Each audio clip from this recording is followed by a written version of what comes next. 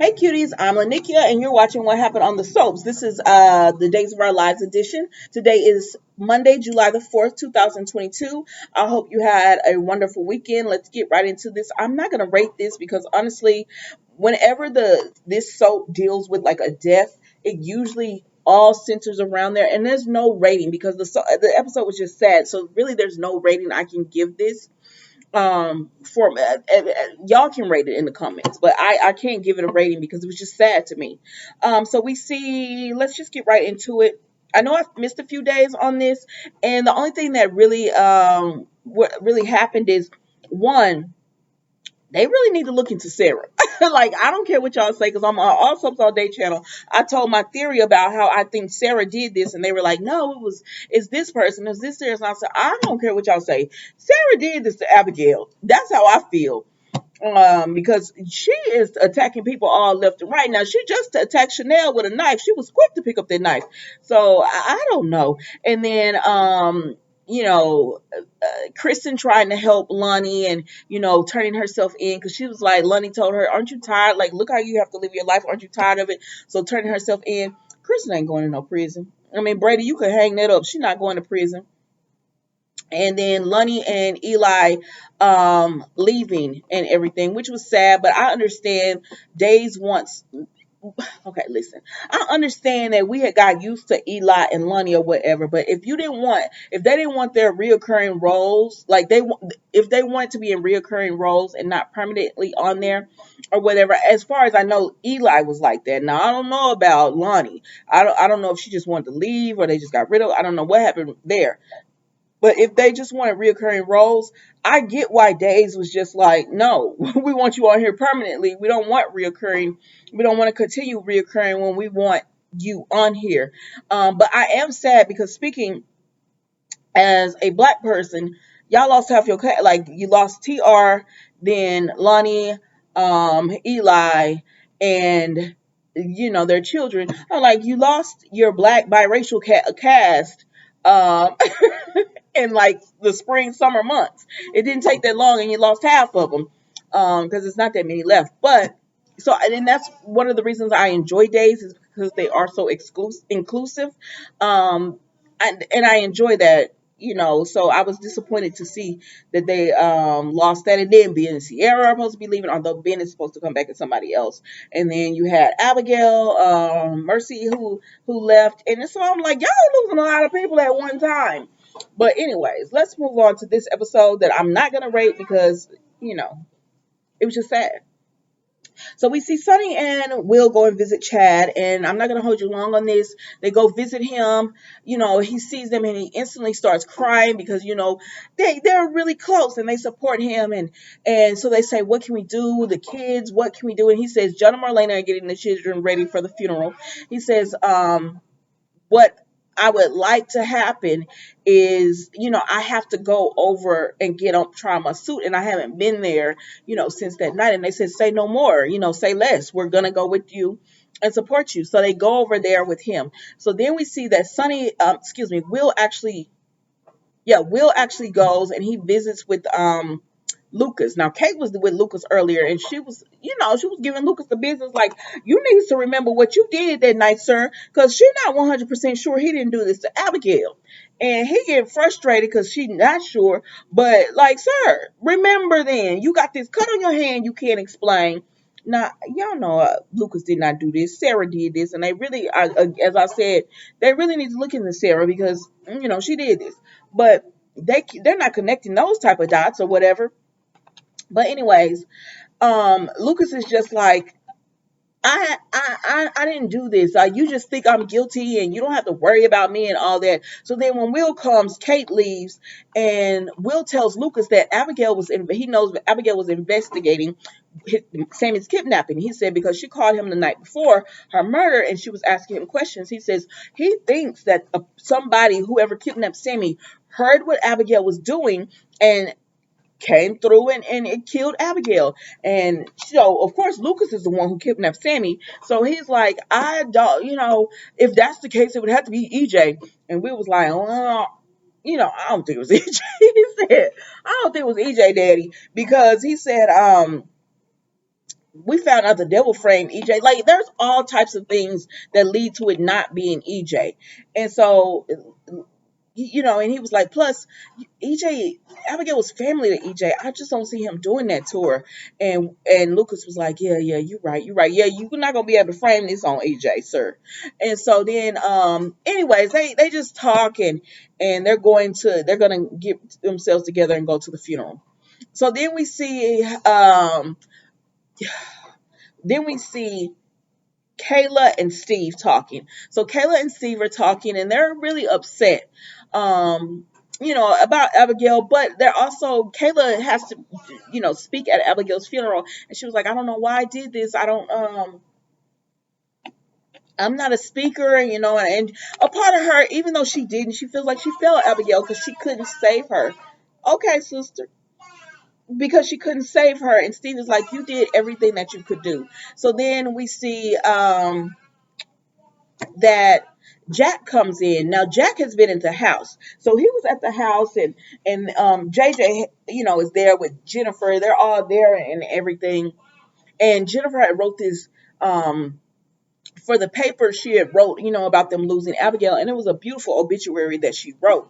And that's how it really opened up, showing you who all was going to be on the soaps and how they were reading the obituary that Jennifer wrote. So then they're reading it and everything, and Jack gets a call from Gwen. So when he gets the call from Gwen, he takes it, and then he gets off the phone, and she said, who was that? Jennifer asked him, who was that? And there's JJ in the room as well. And he says it was Gwen. She was, she knows what this day is and how upset I am. So she was checking on him. Now, you can say a lot about Gwen, but she loved her some Jack. And he said, and she, told Jennifer she wanted you to know that the obituaries was really beautiful. And so JJ was like, that B, and she didn't even care about Abigail, and I don't care. Like, she did all this stuff to Abigail and stuff, and now she wants to give fake sympathy. And so Jack was just like JJ, and he was upset about that because he done lost one daughter. He want to have some kind of closeness to Gwen. He don't want to hear this, and that's the bottom line. Jack don't want to hear that, JJ. So Jack like, I gotta go. So he leaves out. So that's why Caleb, Jack, and what's his name? Steve end up getting together because they're at Roman's place. And so, Jack is just like, he tells them he and JJ got into it, and they were like, he was like, Gwen called, and he was like, but I really don't want to talk about it. He was like, Steve, give me something. And Steve was like, I ain't got nothing to give you. And he said, Steve, you sitting here enjoying a cup of coffee and stuff. You said you was gonna be helping, lending your expertise. And he says, I am. And he said, but it looked like you just sitting here relaxed, enjoying a cup of coffee, and not trying to find out what happened to Abigail. And so then Jack came to himself. He was just upset. And he said, I'm sorry. And Steve was like, no, I get it. And so to give him something, Kayla said, didn't you say the police said there was missing jewelry? And Steve was like, yes. And Jack says, well, tell me about that. And he said, he was like, I don't know if that's connected or whatever. He said, because they're trying to say it's a robbery. And Jack was like, so you don't believe that, Steve? He said, no. He said, stabbing someone with a knife is very personal. And so they say, you think Abigail knew who her attacker was? And he was like, yes, and everything. She did. And like, to me, I don't know.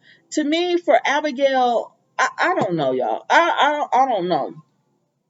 I don't know how Sarah did it, but I still believe Sarah is the one who did it because she was supposed to go. Anyways, we'll talk about it another time. Closer when they started dropping more hints that it was Sarah.